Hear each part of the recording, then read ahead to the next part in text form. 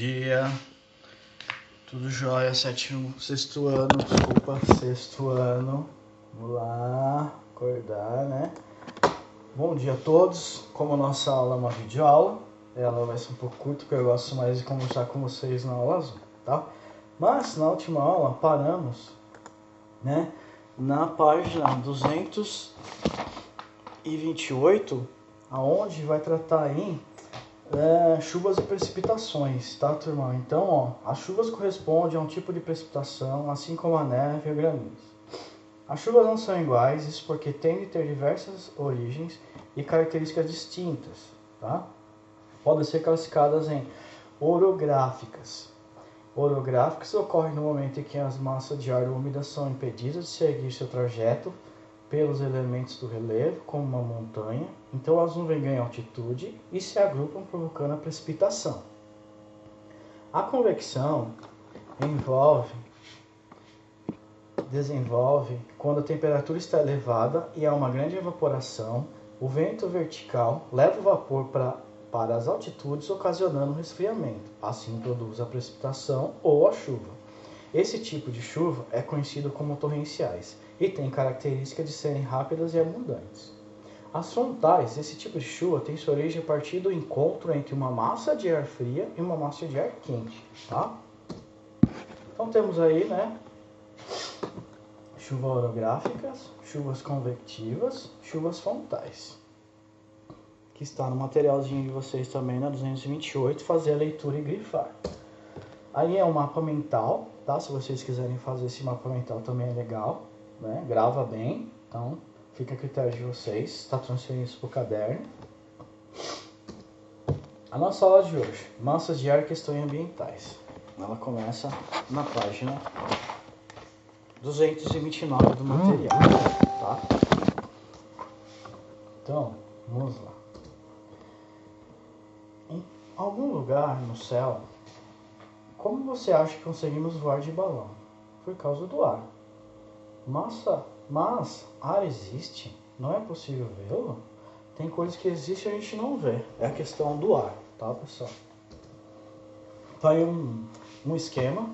As massas de ar são os elementos mais importantes para explicar as mudanças no comportamento do fenômeno atmosférico, ok? Massa de ar ou porções de ar da atmosfera que possuem características particulares de temperatura, pressão e umidade. Quente, fria, a quente pode ser seca e úmida, e a fria também pode ser seca e úmida, ok? Então, eu coloquei aqui massas de ar no mundo, mas vamos atentar à da apostila na página 29, que trata massas equatoriais, massas tropicais e massas polares. As massas equatoriais originam-se próximas ao Equador, portanto são quentes, com baixa pressão, podendo ser continentais ou oceânicas. Massas tropicais originam-se em áreas próximas ao trópicos, em latitude de 25 a 30 graus, portanto são quentes, podendo ser continentais ou oceânicas. Massas polares originam-se nas regiões polares, portanto são frias, com alta pressão, podendo ser continentais ou oceânicas. Desculpa, pessoal. Então, a questão da frente fria, tá? Vou falar um pouquinho da frente fria que está no material. Quando uma massa de ar se desloca, origina a frente, na sua zona limítrofe. As características de frente fria, quente, seca, úmida, dependem do local de origem. Uma frente fria, por exemplo, indica que a massa de ar se originou em área polar. Se estiver úmida, indica que se deslocou sobre o oceano, incorporando a sua umidade. Então, temos aí a característica da frente fria e quente. Uma curiosidade. Porém, o fato mais curioso é o que ocorre na cidade de Verkhoyansk, na Rússia. No inverno, a média de temperatura é tão baixa quanto nos polos terrestres, e no verão a média sobe para 19 graus Celsius, com temperatura chegando a mais de 30 graus Celsius no mês mais quente. A menor temperatura registrada nessa cidade é de menos 80 graus Celsius, já estaríamos congelados. Pessoal, esse mapa está logo abaixo, na 229 ainda. Passei uma atividade, né, a interação, onde vocês escolherem um tipo de clima e falar sobre eles. Então você já tem conhecimento desse mapa Veja que quando se afasta dos trópicos muda, né, o tipo de clima, fica mais frio, né? E aonde é a linha do Equador que recebe incidência de iluminação solar, tem um clima diferente, né? Já mais aquecido. Questões ambientais, tá? Questões ambientais está na página 230, onde vai comentar um pouco, pessoal, dessa questão mesmo, lixo, as indústrias poluindo, veículos, desmatamento, poluição das águas. E o nosso planeta está desse jeitinho aqui, né? Caminhando para pior. Problemas e questões ambientais. Nosso planeta é afetado por vários problemas e questões ambientais, muitos deles provocados pela própria ação do homem. Esses problemas afetam diretamente o meio ambiente, a fauna, a flora, o solo, a água e o ar. Então, pessoal, a questão é a retirada, né, de minerais, queima de combustíveis fósseis, poluição, o lixo, o desmatamento. Tudo isso são problemas ambientais para sustentar a sociedade, né, que retira matéria-prima do planeta.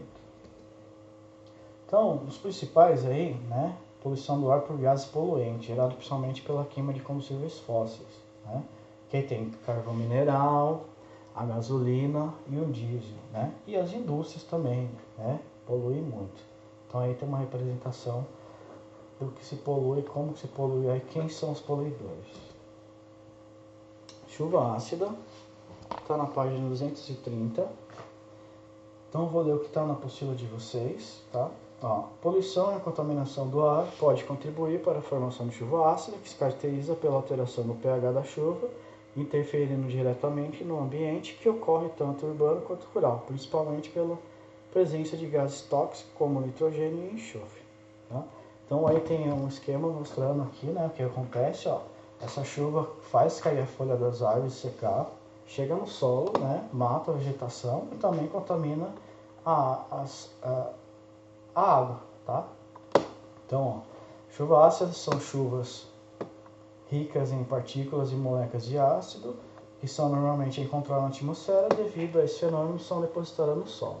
Então aqui está a descrição, né? Comenta um pouco, o uso maciço de combustível fóssil pelo homem só piorará essa situação, causando mais quantidade de chuva ácida se não chegarmos a uma solução. A inversão térmica, pessoal, esse aqui é um exemplo. Você tem a área rural que tem vegetação, a cidade toda urbana impermeabilizada a concreto e asfalto, e os bairros residenciais também concreto e asfalto. Então aqui retém muito mais calor. Então o que é a inversão térmica? A inversão térmica vai ser tratada na página 231. A inversão térmica é um fenômeno atmosférico responsável pela retenção do ar próximo à superfície em áreas cercadas por serras e montanhas, que impede ou diminui a circulação dos ventos. Nas grandes cidades, esse fenômeno dificulta a dispersão dos poluentes emitidos pelas fábricas e pelos carros, fazendo com que permaneçam parados, tornando o ar mais impuro e causando inúmeros problemas respiratórios. Esse fenômeno natural, ou seja, existe com a participação do homem, no entanto, a emissão de poluentes na atmosfera torna-se um problema quando a inversão térmica manifesta-se em espaços geográficos urbanizados. Para entender como funciona a inversão térmica, é preciso considerar uma premissa básica: o ar quente é mais leve e o ar frio, portanto, o ar quente tende a subir e o ar frio tende sempre a descer. Então aqui mostra quando sem inversão térmica, você tem acima da cidade um ar mais limpo, né? E quando você tem a inversão térmica, aquele ar poluente em cima da cidade. Quem foi para São Paulo já percebeu isso. E as ilhas de calor? Está na página também 231. Aqui, ó, área rural, temperatura mais baixa, vai indo para cidades, você vai ter um formato de ilhas, né? Ó, ilha de calor é um fenômeno climático que ocorre a partir da elevação na temperatura de uma área urbana que se compara a uma zona rural. Por exemplo, isso quer dizer que nas cidades, especialmente nas grandes, a temperatura é superior à área periférica, consolando literalmente uma ilha climática. Então é isso aí, pessoal. Temos tarefa, tá? Ó. Exercício 1, 2, 3, 4, 232, questão 5 e 6 da 233. A questão 6, pessoal, vocês têm que voltar na página 228, fatores climáticos, e também voltar na 226 e 27, pressão atmosférica, tá? E tem atividade no AVA agendada para 3 do 7, fazer as duas atividades que estão lá, ok? Obrigado. Vou encerrar por aqui. Agradeço a participação de todos.